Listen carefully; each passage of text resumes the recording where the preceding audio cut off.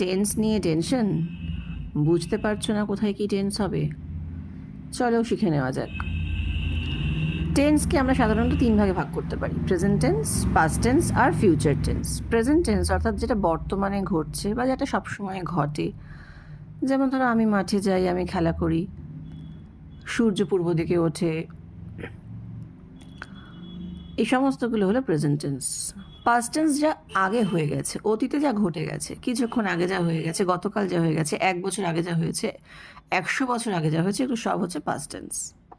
আর future tense যা হবে, যা এখনো হয়নি, ভবিষ্যৎকাল, সেটা হচ্ছে ফিউচার টেন্স।